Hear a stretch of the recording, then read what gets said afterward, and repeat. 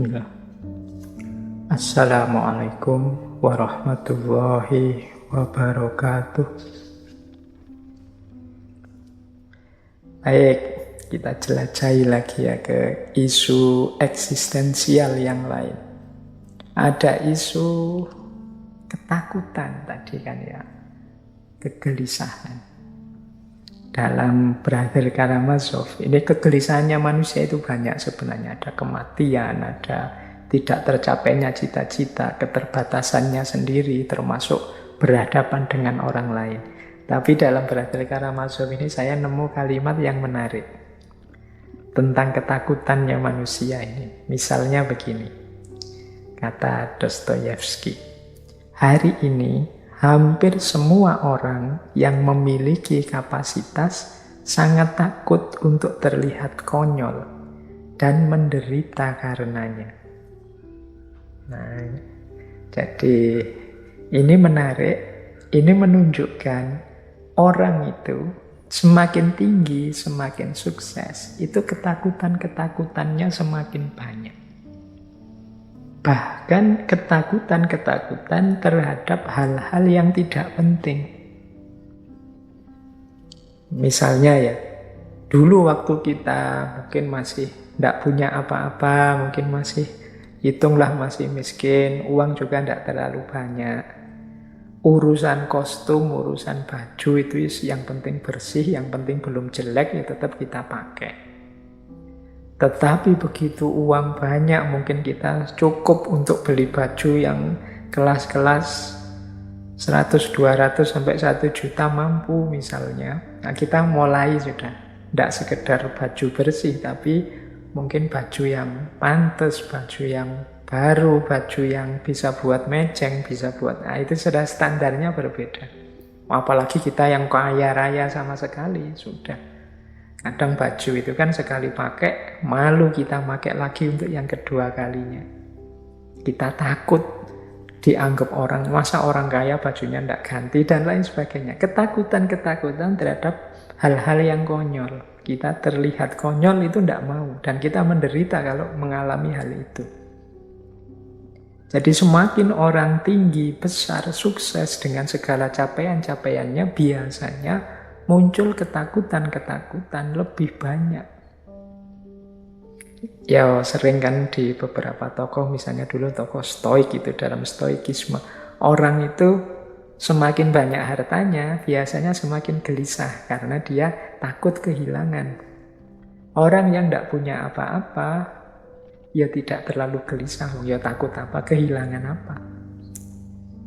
Nah, berarti ternyata ada korelasi antara kapasitas yang meningkat dengan ketakutan yang bertambah. Orang itu kalau pointer, misalnya mahasiswa ya, pointer sama sekali, dia cerdas, nilai-nilainya selama ini unggul, itu dia dapat nilai jelek itu takut. Nah, ada ketakutan dapat nilai jelek. Tapi mahasiswa biasa-biasa yang ya IP-nya sudah, yang penting selamat begitu saja, itu dia tidak ada ketakutan dengan nilai jelek, sudah biasa dapat nilai jelek. Jadi jumlah ketakutannya lebih sedikit. Kalau yang pinter kan, wah kalau nanti saya tidak lulus tepat waktu, malu aku. Kalau IPK ku tidak 3 di atas 5, malu aku. Kalau itu kan banyak ketakutan-ketakutannya. Sementara yang biasa-biasa atau yang cenderung tidak pinter, sudah Allah yang penting lulus, tidak masalah, tidak harus tepat waktu, tidak harus IPK tinggi, yang penting lulus, alhamdulillah. Ketakutannya jauh lebih sedikit. Ya termasuk antara yang ganteng dengan yang biasa-biasa, yang cantik dengan yang biasa-biasa, itu pasti ketakutan-ketakutannya berbeda. Nah, dalam Brother Karamazov ini Dostoyevsky mengilustrasikan bagaimana orang yang punya kapasitas itu takut terlihat konyol dan menderita. Padahal ya terlihat konyol bukan berarti konyol. Hanya kelihatannya saja. Ya karena memang capaiannya mungkin tinggi, sehingga ketakutan-ketakutannya lebih banyak. Nah ini mungkin menarik ya untuk kita bahan introspeksi lebih lanjut. Baik, saya lanjutkan biar agak banyak, karena kelihatannya materinya masih banyak. Waktu kita agak terbatas. Nah, kita lihat sekarang pandangannya Dostoyevsky antara lain ya tentang rasionalitas, intelektualitas. Yang pertama, ini kalimat saya ambil dari Crime and Punishment. Kata Dostoyevsky, akal adalah budaknya perasaan. Nah, ini menarik ya, ini pandangan tokoh eksistensialis mirip dengan pandangan para sufi. Misalnya Imam Ghazali. Akal itu hanya suruhannya hati, meskipun Imam Ghazali menyebutnya panglima perangnya. Dia hanya pasukannya. Rajanya siapa yang menyuruh-nyuruh? Hati, kolab. Kalau pakai istilahnya Dostoyevsky ini, akal itu budaknya perasaan. Perasaan kita menuju kemana, orientasinya apa, ya akal akan mengikuti ke sana. Jadi akal bukan penentu. Kita itu senang dulu biasanya, terus akalnya datang untuk memberi pembenaran terhadap apa yang kita suka. Atau tidak suka dulu. Jadi aku tidak suka dulu dengan orang itu. Nah, terus baru akalnya datang untuk memberi justifikasi, memberi alasan-alasan, argumen aku tidak suka itu apa. Bukan karena ada alasan-alasan ini terus aku tidak suka. Tidak, terbalik prosesnya. Karena aku tidak suka, maka aku cari alasan-alasan yang membenarkan ketidaksukaanku. Jadi akal itu budaknya perasaan. Kalau pakai dalil ini, maka teman-teman ya tidak usah kaget. Kalau ada konflik-konflik dalam media sosial, antar komentar, antar postingan itu sering tabrakan, ya memang perasaan orang, selera orang beda-beda. Akalnya itu belakangan. Orang itu suka dulu, terus baru kemudian argumen, dasar, alasan, bukti itu mendukung rasa suka dan tidak suka ini. Kalau kita sudah suka pada orang, itu kan terus akal kita kerja mencari baiknya orang ini apa saja. Sebaliknya kalau kita tidak suka pada seseorang juga begitu. Akal kita akan bekerja mencari jeleknya orang ini apa saja.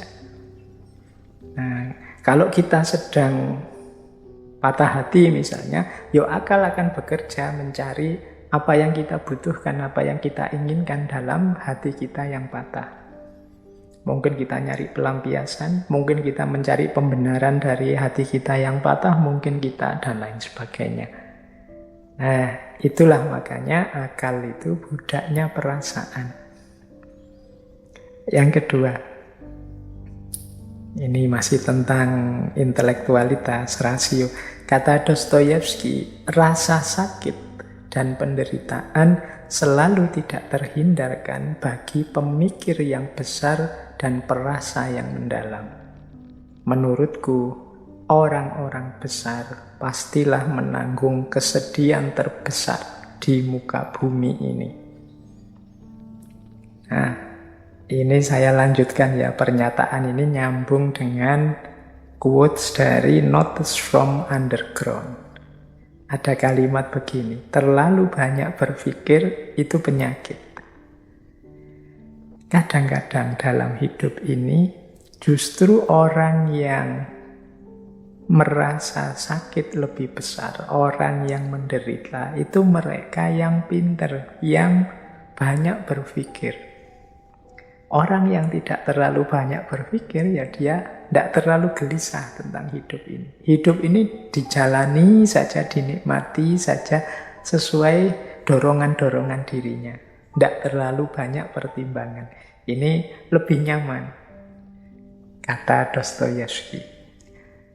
Dia membayangkan kalau ada orang pintar, ada orang sangat perasa, itu hidupnya mesti isinya kesedihan-kesedihan, kebingungan-kebingungan, kegalauan-kegalauan. Karena memang itulah karakter dunia ini.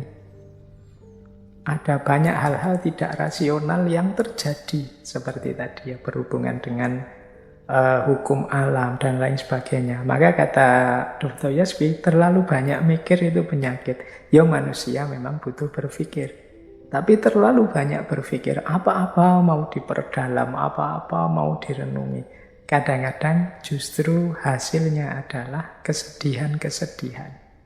Hasilnya adalah rasa sakit dan penderitaan.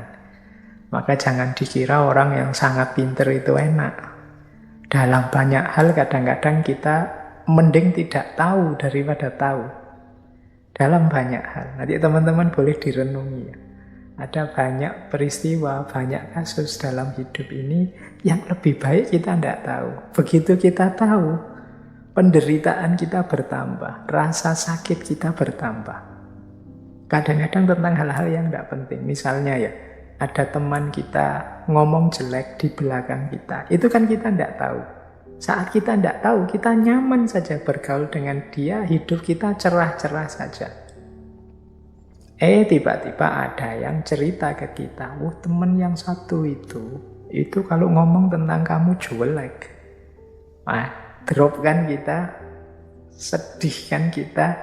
Akhirnya kalau bersama dia sekarang isinya marah kita, ingin balas, tidak percaya, dan lain sebagainya. Pahit sekali hidup kita. Tambah pengetahuan, tambah penderitaan. Ini cara membaca konteksnya seperti itu. Karena kadang-kadang memang dalam hidup ini beberapa hal lebih baik kita tidak tahu. Karena begitu kita tahu, ya penderitaan kita bertambah.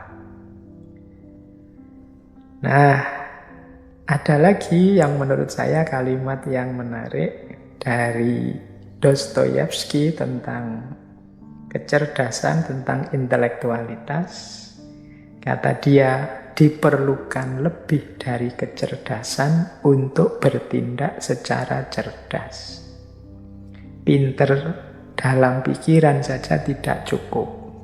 Orang juga harus pinter dalam keputusan dan tindakan. Pinter dalam keputusan dan tindakan inilah nanti yang dalam filsafat sering kita sebut bijaksana. Jadi berpikir rasional saja, berpikir kritis saja tidak cukup. Kita perlu berpikir yang bijaksana.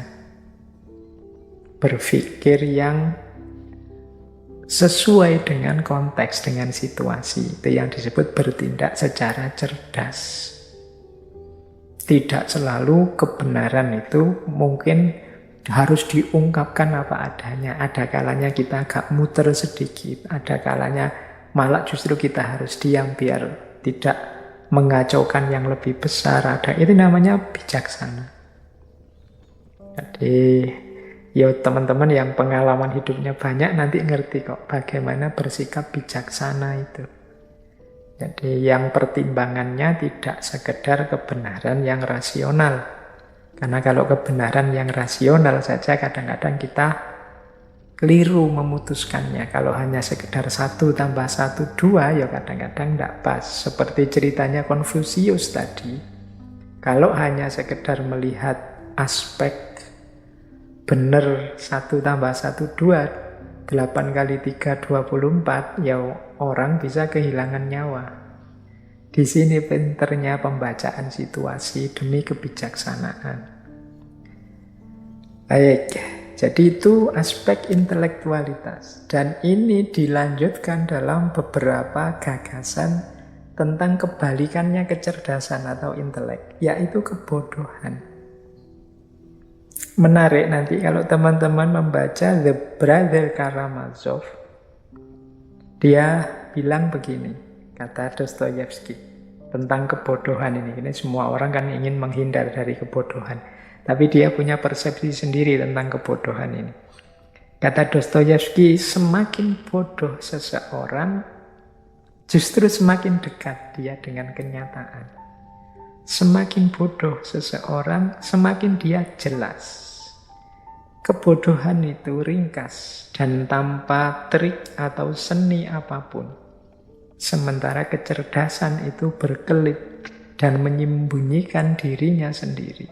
Kecerdasan itu tanpa prinsip, sedangkan kebodohan itu jujur dan lugas. Ini kalimatnya ini perlu dimaknai agak hati-hati nih nanti. Jangan-jangan setelah ini terus teman-teman saya milih bodoh saja lah Pak kalau begitu. Ya maksudnya Dostoyevsky tidak ke situ. Yang dimaksud oleh Dostoyevsky itu kurang lebih begini. Jadi orang yang pinter itu karena ilmunya banyak, perspektifnya luas, itu kadang-kadang malah tidak jernih kalau membaca sesuatu. Jadi pikirannya disibukkan oleh teori-teori yang ada di kepalanya. Jadi dia sibuk membaca dengan teori-teori yang dia miliki. Akhirnya sulit memahami kenyataan apa adanya. Ya karena terdistraksi, terhalangi oleh kepandaiannya. Sementara orang bodoh, saya tidak tahu ya kalimat bodoh ini semoga tidak sensitif ya. Maksudnya orang yang wawasannya tidak terlalu luas, yang sederhana apa adanya memahami kenyataan, itu cenderung lebih jujur, lebih lugas apa adanya. Dia akan membunyikan ya sejauh yang dia lihat, tanpa didistraksi oleh banyak teori. Jadi ini konteks pemahaman untuk quotes ini, kalimat dari Brother Karamazov ini. Ya intinya sebenarnya meminta kita untuk memahami kenyataan secara lebih jujur dan lugas. Tidak harus dibulet-bulet, tidak harus dirumit-rumitkan. Wong yo fakta biasa-biasa, kadang-kadang kan kalau ilmuwan itu jadi rumit, jadi bulet ndak karu-karuan. Ingin ngomong sesuatu yang bisa dinyatakan dalam 2-3 kalimat itu kalau ilmuwan itu bisa jadi satu buku, bisa jadi satu artikel panjang. Nah ini tambah rumit kata Dostoyevsky, tambah ndak jelas. Nah terus ada lagi quotes yang menurut saya menarik tentang kebodohan ini. Kata Dostoyevsky ini dalam novelnya The Idiot. Aku orang bodoh yang berhati namun tanpa pikiran. Dan engkau orang bodoh dengan banyak pikiran namun tanpa hati. Kita berdua tidak bahagia. Kita berdua menderita. Jadi kalau ada orang cerdas hatinya tapi tidak pinter pikirannya, atau sebaliknya ada orang yang tidak pinter hatinya tapi cerdas hatinya, jadi mata batinnya itu canggih menangkap realitas, yang satu pikirannya canggih menangkap realitas, tapi tidak dua-duanya. Selama tidak dua-duanya, kita berdua menderita. Kalau ada orang yang pikirannya pinter tapi hatinya tidak, ya mungkin kebenaran-kebenaran yang sumbernya dari pikirannya tidak terbaca oleh hatinya. Hatinya tetap gelap. Akhirnya dia gelisah, karena tadi ya kuncinya orang hidup itu perasaan dan hatinya. Kebenaran dari pikirannya yang tidak nyambung dengan rasa yang ada di hati bisa jadi sumber masalah. Sebaliknya juga begitu. Ada orang yang hatinya canggih sekali, jernih sekali menangkap realitas, tapi pikirannya tidak. Pikirannya gelap. Ini juga dia kalau penelitian namanya tidak bisa mengolah data. Datanya sih pas, tapi tidak bisa dibaca, wong pikirannya gelap. Ya dia tidak akan bahagia juga. Kayak orang, saya paham sih, tapi ngomongnya gimana ya? Saya ngerti, tapi mengekspresikannya gimana? Nah itu kan pikirannya tidak canggih, meskipun hatinya canggih. Tapi ada orang yang sebaliknya. Nah ini dua-duanya tidak bahagia. Kalau kita ingin jadi orang bahagia, ya pikiran dan hati kita sejalan, sama-sama hidup. Baik, ini ada kalimat yang unik tentang kebodohan juga dari Dostoyevsky. Dia menyatakan begini, orang pinter itu tidak bisa menjadi apapun secara serius. Hanya orang bodoh yang bisa menjadi sesuatu. Ini juga kita baca konteksnya ya, jangan digeneralisir untuk semua kasus. Maksudnya Dostoyevsky itu begini loh. Orang itu kalau pinter itu kan wawasannya luas. Dia ngerti macam-macam. Akhirnya malah susah yakin. Susah untuk mantep. Orang pinter itu mau ini, nanti jangan-jangan begini. Mau itu, nanti jangan-jangan begitu. Dia tahu berbagai alternatif yang berbeda dari kebenaran atau kebaikan yang mau dia ambil. Akhirnya jadinya tidak terlalu mantep. Tapi orang yang tidak pinter, atau katakanlah orang yang bodoh, seperti yang mungkin sering kita lihat, orang-orang yang tidak ngerti banyak hal itu biasanya lebih mudah diyakinkan, lebih mudah mantep ketika memahami sesuatu. Jadi orang pinter sulit untuk jadi apapun secara serius, karena dia tahu kelemahan-kelemahannya, dia tahu kemungkinan-kemungkinan salahnya, dan lain sebagainya. Tapi orang yang belum matang ilmunya itu lebih mudah memutuskan, lebih mudah mantep. Makanya kadang-kadang ya ada orang itu sampai umurnya banyak sekali, ilmunya mateng. Itu malah sulit untuk menemukan jodoh menikah. Mungkin karena mikirnya panjang. Jadi ada calon ini dia merasa, wah kalau calon pasanganku begini, nanti kalau dia begitu gimana? Orang kayak gini itu cirinya gini. Wah ini nanti jadi masalah dan lain sebagainya. Akhirnya dia lambat memutuskannya. Dibandingkan mungkin anak-anak muda yang belum banyak ngerti apa-apa, yang penting jatuh cinta terus pingin kawin, pertimbangannya tidak terlalu panjang. Oh itu lebih mantap menjalani pernikahan. Ini contoh saja ilustrasi kasar-kasaran ya. Jadi itu yang dimaksud dari quotes ini tentang kebodohan dan kepintaran. Jadi orang pinter itu ya bagus sih, luar biasa, tapi kadang-kadang secara praktis mereka ini tidak mantep. Jadi kalau dimintai pertimbangan apa-apa itu dia tidak terlalu mantap nasihatnya. Kenapa? Dia sendiri tahu berbagai alternatif kelemahan-kelemahan dari nasihatnya itu. Jadi mau saya suruh sabar, tapi nanti orang sabar itu kecenderungannya dia tidak maju, dia susah untuk bertanding, berlaga di dunia yang serba cepat kompetitif ini. Mau saya suruh. Jadi ada banyak pertimbangan-pertimbangan yang membuat tidak mantap. Itu cirinya orang pinter. Nah, jadi teman-teman, Pak saya kok sulit memutuskan, ya Pak saya kok sulit mengambil keputusan tentang sesuatu, kok tidak mantap ya Pak saya jadi apa-apa. Itu jangan-jangan teman-teman sudah pinter, pikirannya luas, jadi pertimbangan ini macam-macam, jadi kurang mantap. Baik, ya ini perspektif yang berbeda tentang kepandaian dan kebodohan dalam hidup.